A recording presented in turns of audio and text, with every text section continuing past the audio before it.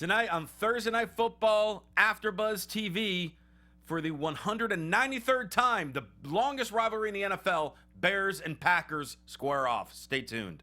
You're tuning into the destination for TV superfan discussion, AfterBuzz TV. And now, let the buzz begin.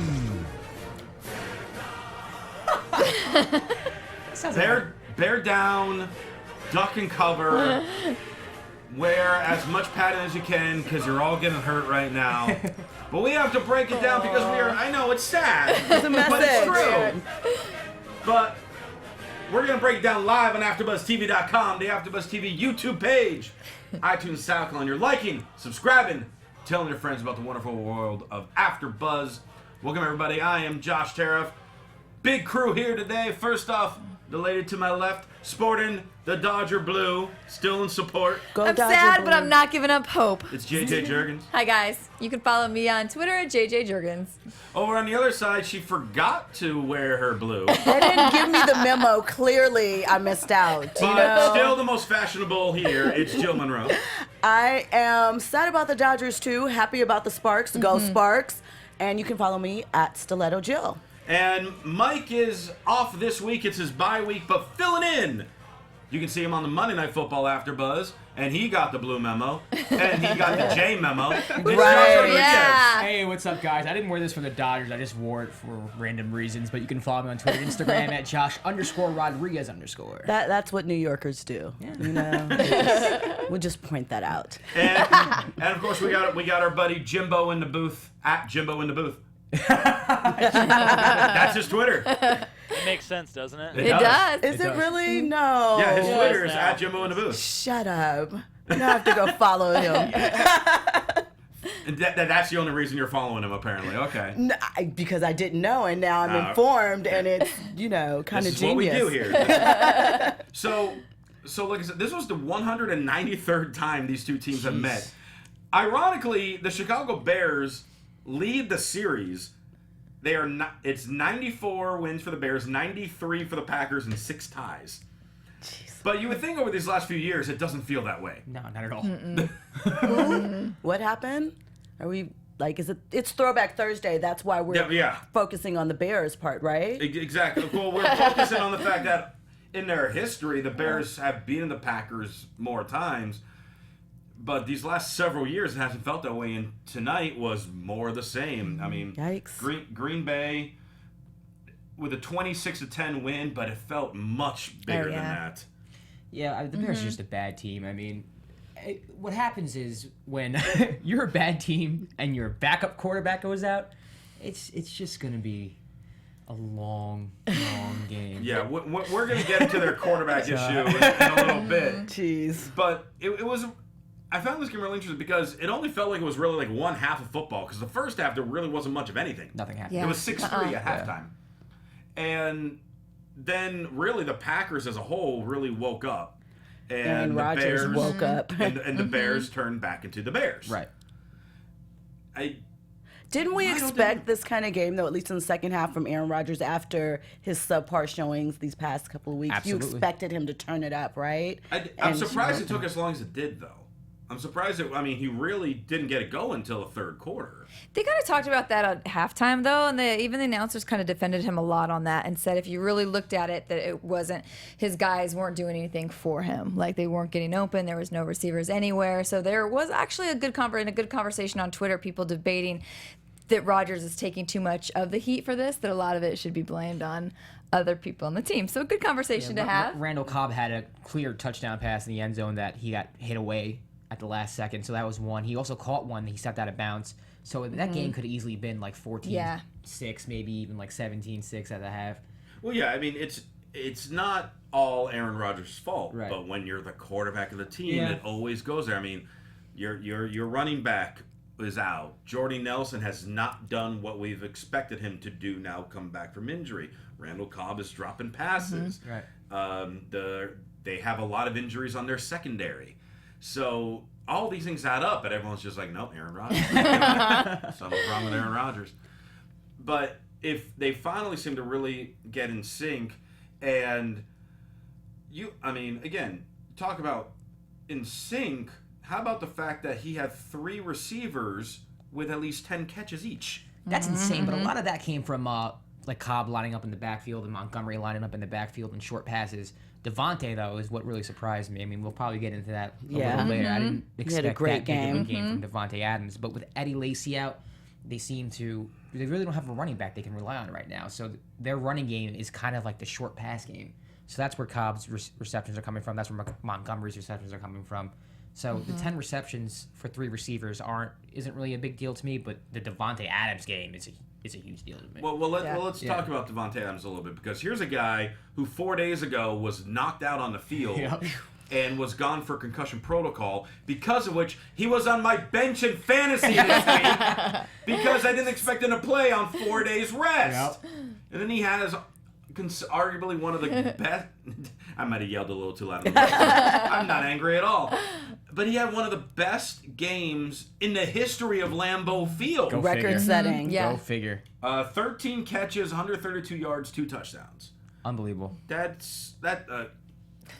makes his season right there. Yeah. I mean, it was incredible game. You do the fantasy math for that. That's about. No, I'm serious. Are we talking PPR? Oh no, it's PPR. Okay. So you got about 38 to 39 points, fantasy points from him. On fire. That's ridiculous. And again, this is a guy that a lot of people, I'm not the only one, didn't even expect him to play tonight. Yeah. I wonder how many people had him on their bench. I wonder how many people are just like you, kicking themselves. At the There was moment. a lot people on had him on his roster. I don't know anybody who has Davante Adams on their roster. He's going to get picked up a lot this week. Right. But yeah, here's the thing. So it kind of goes to all the crazy concussion protocol stuff that the NFL has, because we see some guys that claim they're fine and they're out 2 weeks. Him, we didn't really hear anything from. He's back in 4 days. As long as he passed the protocol, I Right. guess maybe, hard head. I don't know. Well, are there levels to the that too? concussions? Do you guys know about that? I don't know. No. I don't know. I think the they have protocol several is tests they have standard. to Yeah. pass. Yeah. I think the protocol is standard. I don't know if there might be levels in concussion, but it's probably hard to merit out. If it's just you have to pass, I think there are 3 tests, a battery of tests that they have to go through, and it's yes or no. Pretty simple. Well, he passed Wonder it why pretty- Cam couldn't pass it. But anyway, let's continue on. Soft. Oh, sensitive. Anyway. Well, then we were talking about with the Packers running game because Eddie Lacy's out. Yeah. They just made a trade for Knale Davis Yeah. from the Chiefs, backup running back. That was Monday, right? Yeah, he's literally only been on the roster for like 2 days. Yeah. And he got a couple carries at the end of the game because, let's start getting used to stuff. But yeah, Ty Montgomery, here's a guy who's not really a running back. Nope. He still had 9 carries for 60 rushing yards. Yeah. That's a very, very nice average. Yeah. It was helped out by a 30-yard run, but Right. the Packers' run game, I don't really, even with that, I don't think it's really existing right now. They didn't use Lacy properly. I mean, I think that's a reason why they struggled a little bit this season. But yeah, Ty stepped up today, and like I said, he had 10 receptions out of the backfield, and I think they're going to use that a lot. I think instead of running the ball, they're just going to have their running backs run some outs, and if they need short games or if they want to run the ball, they might do that instead. Well, and I think this is going to be a really big wake-up call for Aaron Rodgers in a way, too. I mean, he threw the ball 56 times today. Wow. And he's going to be throwing that similar amount for the rest of the season because his regular running backs who know the game, they're both gone. Starks is gone and Lacy's gone. You got Montgomery, who's definitely showing promise, but like you're saying, he's kind of more of the screen back. Yeah. Knale Davis. Oh, I'm sorry. Also broke record today as well. Montgomery did. No, he broke Brett Favre's record for most 300-yard games? 39 reception, 39 completions. Yeah. Oh, really? Oh. History at Lambeau today. Yeah, lots Yeah. of history. I didn't know that one. But yeah, so I mean, this is the type of thing where now Rodgers gonna have to throw a lot more because he's not. Knale Davis is not a bad running back by any means, but he's not gonna be a guy who's getting 25 carries a game. Right. In Montgomery, he played almost a whole game and he got 9 carries. Yeah. So they're gonna be doing a lot more throwing this season. But the benefit is he has so many targets. Now they just got to stop dropping passes. Right. Well, their schedule is up and down the next couple of weeks. They, go against Atlanta in Atlanta. It's a good The game. Georgia Dome, so that would be a good game. Then they face Indiana at home, so we could probably mark that up as a win for them. Yep. Then they face off at Tennessee. Then against the Redskins, which the Redskins are kind of coming on. Yeah. We'll see how they are. That's going to be an interesting game to watch. Yeah, and then Philly. So will Also Carson an Wentz. interesting game to So I mean, there's a good chance for them to continue this pace, sort of keep the wins in there. They do have at least 2 games that'll be kind of challenging. And we kind of touched on it at the end of our show last week with Sean Marin, by the way. If you have not seen it, make sure you download it or watch it on YouTube. But we were talking about this was really a must-win for the Packers because the Vikings, nobody thought they'd be undefeated, minus no Bridgewater and no AP. And they're the only undefeated team left in the NFL. And still marching on. And still marching on. So the Packers cannot give up any more wiggle room. The Bears are obviously in the cellar of that division. wrap. Lions have been They're on too- and off. They're inconsistent. They're too inconsistent. Right. Yeah. So it's really up to Green Bay is really the only threat for Minnesota. So really the question, do you think at this point in the season, we're almost halfway through the season already. Week 8. Yeah. Well, we're at week 7 right now. Right? So almost at week But, 8. I'm rushing ahead because. But do we think that Green Bay could come back and overtake this division, or is this Minnesota's division this year? I think it's Minnesota's division. I don't like the way Green Bay's playing. Even though they won today by 16, they didn't look good in the first half at all. And, I don't know. Just something's not clicking with that offense. I know Aaron turned it on at the end, but there's just something not right. Jordy didn't do anything today, and you need Jordy to get going if you're going to beat teams like the Vikings and teams like the Redskins and teams like the Eagles. I mean, let's not forget that they played the Bears today, so they didn't really beat anybody that great. I don't know. I just don't see it. I think they could sneak in as a wild card, but for the division, I don't think they can catch the Vikings. It is interesting if Aaron Rodgers broke the record with 39 completions, and only one of those was to Jordy Nelson. It's unreal. Yeah. That's unreal. Do you think it's time for a head coaching change in Green Bay? I know we've kind of talked about this a lot. That's why am I throwing it out there? Because I think that, especially in the NFL, the way that it's set up when now and your teams are rotating out so much as far as players filling in your lines, I think that the coaching voice becomes a dead factor for teams quicker than it used to. I think that teams aren't allowed the time to sort of gel together and grow. That season or two where you have to kind of come together. Yeah. I don't think that they're allowed that that type of time anymore. And how long has he been the head coach? Well, Mike McCarthy's been the coach there a long time. A very long time. So do you think that too, that it's time to get some freshness in his coaching staff overall? Not yet. And the reason being is he does have a lot of injuries. So that He'll get a pass this season. with a coach with the record and the playoff appearances and the Super Bowl ring this guy has, he's allowed a season or two where they drop a little bit due to injuries and things like that. I mean, we saw it with the Giants with Tom Coughlin. Right. We're kind of seeing it here with Mike McCarthy. We've seen it with other coaches. We even saw it with Rex Ryan when he was with the Jets. They had the playoff success for a while, then he had a few years that they were bad, but they still kind of hung with him for longer than they should have. So I don't see Mike McCarthy's job in danger. Now on the other side, John Fox in Chicago. Oh, Well, Josh, That tell me was how a you great really feel. reaction. I don't think John Fox, I mean, I feel bad because he leaves Carolina, he leaves Denver, they both meet in the Super Bowl, and you have to watch both of your teams that fired you compete in the Super Bowl. You think Bears fans want him to second leave? year. This is his Yeah. second year. I think it's a trend. But like we said, I mean, if we're going to give Mike McCarthy a pass for injury, we kind of have to give John Fox a little bit of a pass. Cutler's out. Hoyer just broke his arm. He's on his third-string quarterback. But they really didn't do much last year. No, they didn't. They didn't. So, I mean, yes, this year they got tons of injuries this year, yes. Yeah. But they're not really much different of a team than they were last year. I think they need to clean house completely. I think they need to get rid of Cutler. I think they need to get rid of John Fox, and they just need a new identity. That's me personally. Let's talk about the Bears quarterback situation because, like you said, Brian Hoyer, who hasn't played bad since he's come in to fill in for Jay Cutler's boo-boo on his thumb that's kept him out for a month.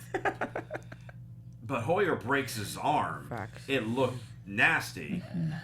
And then in comes Matt Barkley, who 2 has years. he ever? Poor guy. 2 years was the last time he's been in an NFL game. I was gonna say, has he ever started an NFL game? I don't think he has. No. Yeah, he was the third stringer in Philly. I remember that. And here he comes in on a Thursday night game against your rival. 6 for 15, 81 yards, 2 interceptions. That's not good. No. Now, again, wasn't exactly expecting a play, so you're not expecting miraculous numbers out of the guy. But going forward for at least a moment, he's your starter. And then that leaves the fact that the Bears need to get another quarterback. Yeah. Right. So now the question is, do they sign somebody that couldn't make cuts on the team or someone that wants to get out of retirement? Johnny Manziel. Don't put the Joking. No, I mean, well, you want me to throw a complete crazy curveball at you right now? Go ahead. Let's hear it. Make a trade for Tony Romo. I knew you were going to say that too. Mike Mike was has there. been campaigning for Tony Romo to be traded to the Rams. Yeah. He thinks that Romo on the Rams instantly makes them a contender. I like and that gives plan. them an identity. It makes and them. I'm on board with that. It makes them better. Certainly makes them better than they are now. so Well, you think he can come to the Bears? Well, in and this put in work? situation, because Josh, like you said, Cutler's gone. Yeah. He ain't coming back next year. And obviously, the Cowboys have their future in Dak Prescott, and it was made evident by them beating the Packers this past Sunday. Convincingly. Yeah, it really was.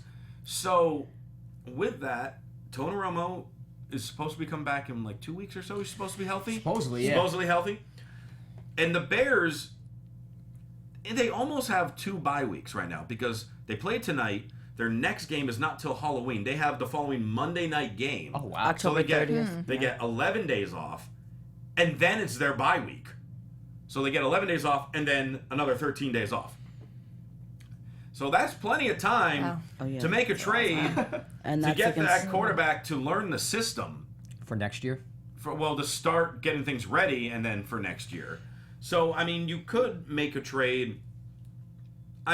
You don't have to do Romo, but I think that could be a name to be thrown out there. If they're really desperate for someone for the next few years, they could give up like a 2nd round pick for Romo. Do you see Jerry Jones, though? I feel that he would view that as a sign of disrespect. I mean, he's already, having issues leaving Dak in as the QB, even though he's winning. There's been that whole conversation. I think now he's sort of backed into a corner where he has no choice. But do you think that he would want to trade him? Wouldn't that feel disrespectful? Yeah, I don't see it happening, but I do see the logic in what you're saying. It also would make sense from the Bears' standpoint because Alshon Jeffrey is a free agent next year, and you don't want him going anywhere. No. He is not happy in Chicago, and he's been very vocal about not being happy. Yeah. So you get Romo in, you show Alshon, listen, we have somebody here for you. The ball's going to come your way. That's going to help, but I don't know. I don't see Romo. You're right. Jerry loves him too much. And Jordan Howard, their rookie running back, is solid. Yeah. He definitely has room to grow. Yeah, Zach Miller's a solid tight end. Yeah. They have some weapons. They got a few weapons in there. They just got to keep them happy. Right. And I mean, there are a couple other good, backups around the NFL. I mean, well, hey, everything going on in San Francisco. If they really have an issue with either Kaepernick or Gabbert. What's the other guy? Gabbert. Thank you. Yeah. Either one of them. For now, for the rest of the season. Well, they need to pick up somebody because Matt Barkley's not going to do it. Right. At well, all. Well, they need a backup period. At all, really. They That currently too. have no backup quarterback now. At all. So that's an issue. Yeah. Slightly. Yeah, just a minor detail. So I mean, we'll see what they're gonna do. Couple other notes from this game. Mason Crosby kind of Yeah, he missed a couple field goals, right? he missed an extra point and had a field goal blocked, and he. I mean, are we worried about him? Well, he struggled. I don't know if it was last year or the year before that, but he's had his struggles before. So Yeah. yes, I am worried about him. I don't know. What do you guys think? Part of the clean house. Oh, part of Green Bay's cleaning the house. I mean, oh no, I'm sorry. No, yeah. I don't know. Would you trust a field goal kicker who's had his struggles in the past? And Kicker is No, I mean, I wanted to be consistent. Yeah. So yeah, I would probably look for that new block. options too. And how about Randall Cobb getting like a few rushing carries? Like once in a while they'll do like that wide receiver reverse play. Yeah. But he had 5 carries for 21 yards along with his awesome game of 11 catches and 95 yards and a touchdown. well, I mean, like I said before, they're searching for someone to run the ball. With Eddie Lacy out, their run game is weird now. They picked up Nile Davis, and then they signed Dom Jackson from the practice squad. I just think they're searching for answers. It's almost like a tryout at this point. Who's going to step up and be the running back? That's what I'm looking at. Yeah. Well, I mean, that's about all the stats that I have from this game. You got some news and gossip for this week? I do have news and gossip. All right. Hello. We get the little jingle and everything. Well, just kind of a hot topic that we can all discuss is Let's that kicker Josh Brown won't be traveling with the Giants on against the Rams for London. What is that? He is actually from my school, Nebraska, so I'm not very happy about this one. And I actually went to school there during the whole Lawrence Phillips issues, and that girl was my teammate. Oh, wow. So this is, just wanted to open it up what you guys thought about how they should be handling this. And for those of you not aware, Josh Brown dealing with domestic issues through the NFL and through the legal system. He only got a 1-game suspension, correct? Right. Correct. And now they didn't release his journals and a lot of the evidence, that they had letters and things that he'd written. In one, he said, "I viewed myself as God, basically, and she was my slave." Oh my God. Yeah. He said, "I've physically, mentally, emotionally, and verbally been a repulsive man." In one of his journal entries, he circled the words, "I've abused my wife. I've been a liar for most of my life. I made selfish decisions to use and abuse women starting at the age of 7. To fill this void, I objectified women and never really worried about the pain and hurt I caused them." He also admitted to abusing his wife in front of his stepsons. And he was not charged. So the question, I guess, that JJ was asking is, the owner of the Giants did know that there were some issues at home, as he termed it, but he didn't know the extent of the violence that Josh was, Right. what's the right word? I Wailing get the on point. under. So retroactively, though, sort of like with Ray Rice, they issued the 1-game suspension. Is it fair to keep, even though obviously what happened is heinous in his own words, is it fair to keep retroactively going back on the personal conduct code and reissuing game suspensions? Because obviously what he did was horrible, but is it fair to the players and their collective bargaining agreement? And also, I read this briefly before tonight, so correct me if I'm wrong, but what he wrote down was also when he was going through the therapy. Yeah. And so I have a little issue with that. Just after going through therapy myself, I feel like, to me, that's kind of private stuff, and that's when you are dealing with your demons and stuff that you're facing and issues. So I don't know how I feel about that being out there now for everybody, for us to read and quote and say when he's putting that stuff down because he's going to his darkest places trying to be better. Yeah. So that's another kind of issue around this. Yeah, my stance on that is Ray Rice, they had, they found, they had the video on the surface, and that's when they changed it from a 2-game suspension to you're just gone. There's no video evidence of this, but based on this evidence, it's shown Ray Rice, all we really kind of know was that one time. What we saw, yeah. What we saw. This is showing proof that this has been going on a long time. Now, he may or may not be getting the help for it, and may or not be helping, but with all this and with it causing such a distraction, I think he's got to get the same punishment as Ray Rice, and he's got to be gone at least the rest of the season. Under the chairman's, what was it? The chairman's exemption? Whatever they call it. The baseline for first-time offenders was supposed to be 6-game suspension. I think PR dictates that he's going to have to be gone, but also the questions that come up within the Giants locker room is just sort of the dichotomy.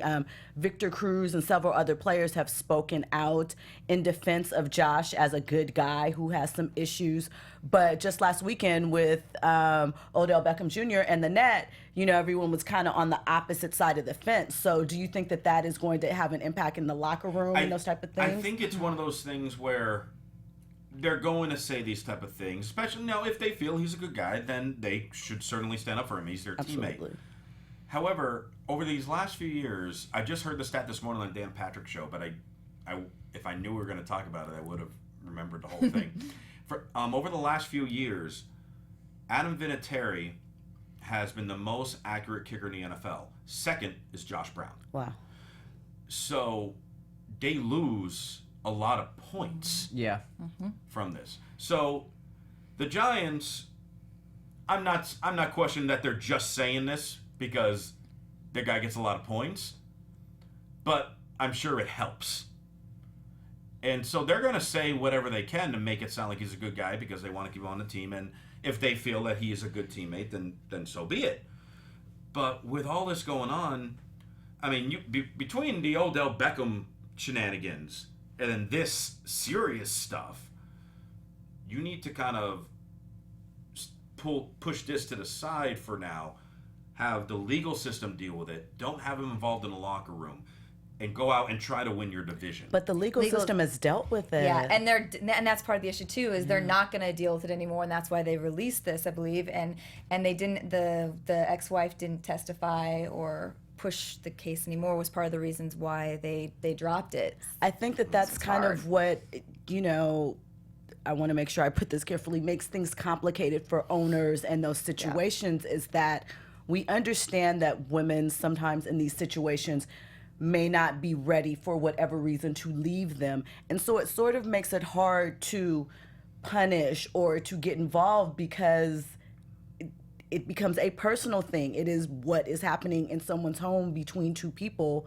and it's sort of hard to step in as an outside entity. Would you want your job dictating what goes on in your home? Even though it's not right, I'm not advocating it, but it just makes for a very complicated situation. But if it causes a major distraction and causes a lack of focus and a lack of execution amongst your peers and your teammates, then yes. Absolutely, but has it? If it's been going on for years, has it? That's the question that we're... Josh, what do you think about all that? I think they have to be consistent. I mean, the only reason why Ray Rice was suspended for as long as he was suspended for is because they had a video of it. Greg Hardy was convicted of this. This isn't the first time an NFL player has, been brought up on charges for domestic violence. And I don't think it's fair that you're going to suspend one person for the whole season and not another person. And I get the fact that it's been through the court system already. And I get the fact that, a lot of this stuff was written down in a journal and it's private and a lot of these things shouldn't be shown. But I think that now that it's out, unfortunately for Josh, you have to suspend him for the rest of the year. You have to. Or you're just sending mixed messages about domestic violence. Yeah. You can't send mixed messages. You have to. It's either, no tolerance or complete opposite. That's how I feel, at least. So we'll see what continues with that. And any other news and gossip? Or was that No, that's all I got. Okay. Go ahead. I wanted to briefly talk about what is going on. So I always mess up his name, so we're going to start first with, so the Pittsburgh Steelers have asked the NFL to review a play from last game where Suh kicked Ben Roethlisberger. Duncan Sue? Yes, Sue. I always see. He kicked Ben Roethlisberger? He did, and obviously... Another Nebraskan. They're just brutal tonight. Dang it. What's happening to the school? No, we're so obviously, nice people. Sue has a reputation, although he's been pretty tame, with the Dolphins. We haven't really heard of anything going on with him. Because they're not winning. But do you have to, but just in the same week that Bengals linebacker Vontaze Burfict was fined $75,000, do you know that he's been fined almost $1 million in his career for illegal hits? So, here's the question.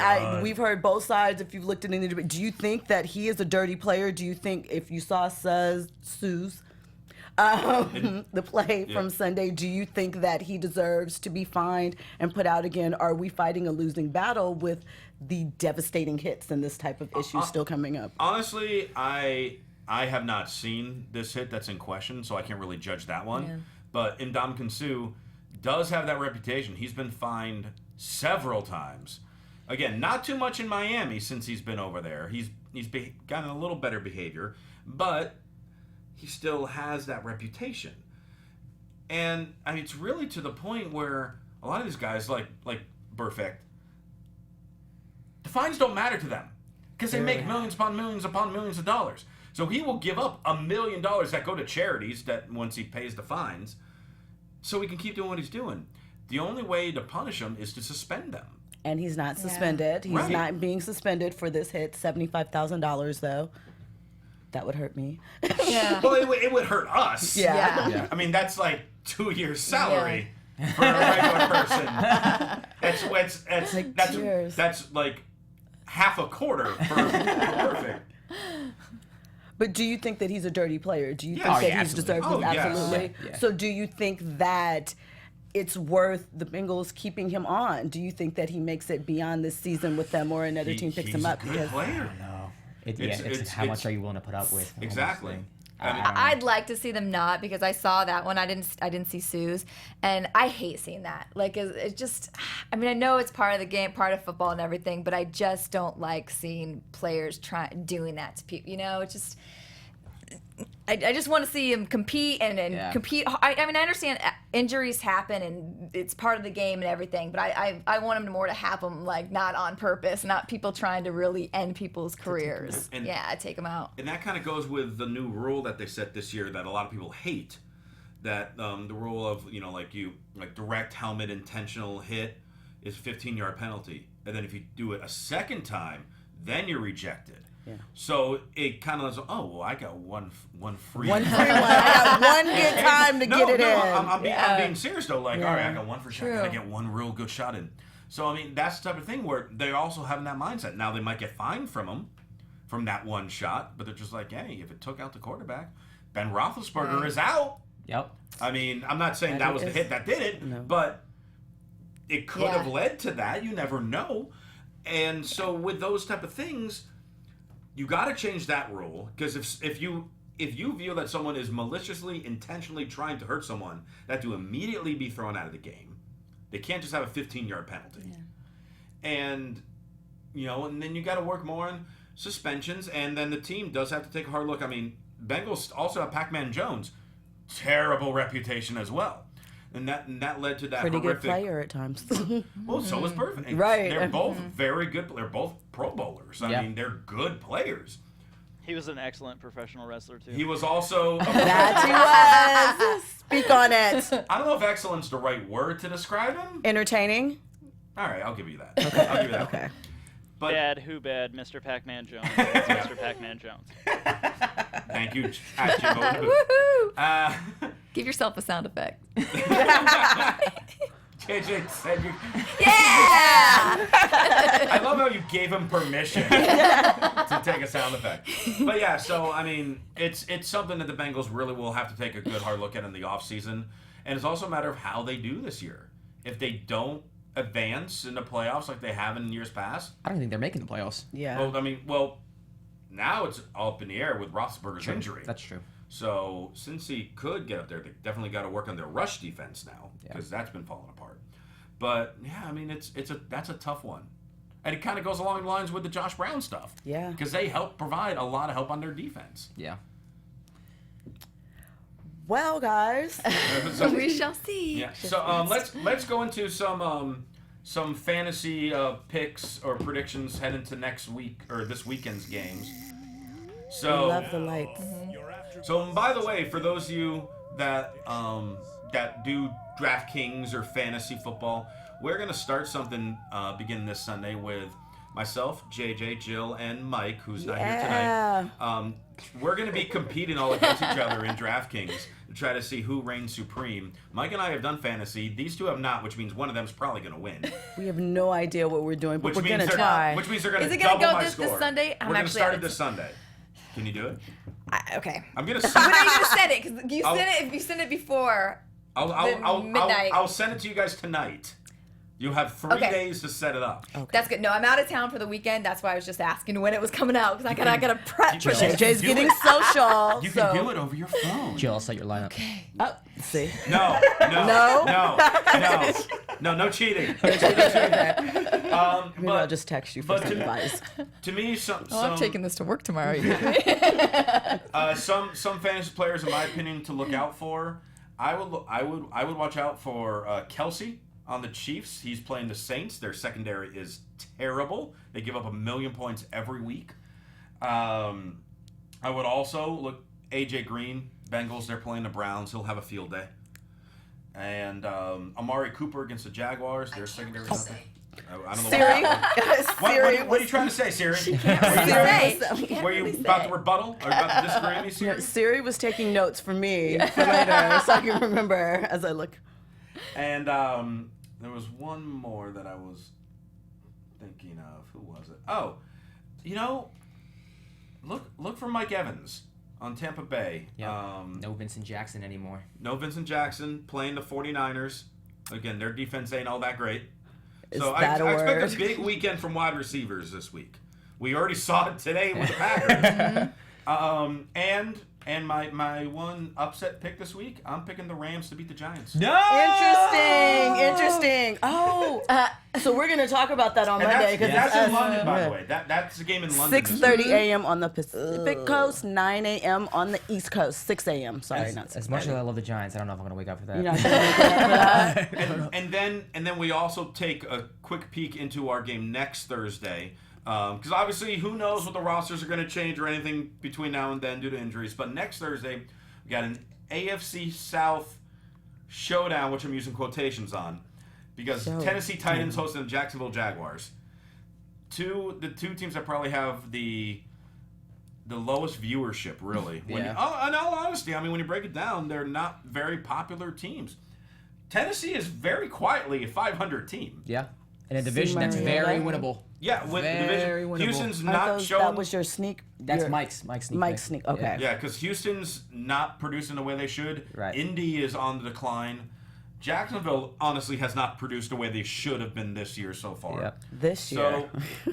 So I think this is going to turn out to be a more entertaining game than people originally think. I think it's going to be, along the lines of like a 27-23 Tennessee win. Yeah, I agree with you, actually. I think Jacksonville might start to turn the corner a little bit. It'll be a little too late. But the fact that game is in Tennessee, I'm leaning more towards Tennessee. And I kind of agree with Mike. Mike, he says a lot that he thinks Tennessee can win that division, and I'm starting to believe it. The way that division is, I mean, it's completely up for grabs right now. It's a mess. They're the only ones that seem to have a consistent little flow coming together. Yeah, between Mariota and Murray. Yeah. Murray, Delaney Walker, he makes plays in the tight end position. Kendall Wright's healthy again. Yeah, they can. Their defense is okay. It's not bad. It's not great, but it's serviceable. So we'll see. We'll talk about that game next week, and we'll see all the games on Sunday. See if any of my random fantasy picks are right. Because obviously I benched Davante Adams, which was a major mistake. Who knew? It's okay. Who was expecting that? No one started him. Let's be honest. I hope you're right. There was a lot And of if people you on did- Twitter complaining about that. So I don't think Okay. you're the only Yeah. one. Yeah. If you did, tweet us with proof. Yes, the picture. We Yes, want to see we the want to picture. see the picture with proof. Yeah, but in the meantime, you can tweet us and chat with us on various forms of social media. Josh Rodriguez, thanks for sitting in with us. Thanks for having me, guys. How can people reach out to you? Josh Rodriguez. So I'm thinking about changing my Twitter handle. So tweet me suggestions. I'm at Josh_Rodriguez_ on Twitter and Instagram. And I'm Jill Munroe. You can find me at Stiletto Jill on all social media, and check out JacksonStilettoJill.com for all your sports and pop culture gossip. Nice. I'm at JJ Jurgens on Twitter, JJ.Jurgens on Instagram, and at TomGirl.tv. And if you want to talk wrestling with me, you can follow me on Twitter at Will Rosenberg. And for all your other AfterBuzz TV news and gossip, follow them on Twitter at AfterBuzz TV. Enjoy the games this Sunday. For Josh Rodriguez, Jill Munroe, and JJ Jurgens, I'm Josh Sheriff. We will see you next week. From executive producers Maria Menounos, Kevin Undergaro, Phil Svitek, and the entire AfterBuzz TV staff, we would like to thank you for listening to the AfterBuzz TV network. To watch or listen to other after shows and post comments or questions, be sure to visit AfterBuzzTV.com. I'm Sir Richard Wentworth, and this has been a presentation of AfterBuzz TV. See you later. The views expressed herein are those of the hosts only and do not necessarily reflect the views of AfterBuzz TV or its owners or principals.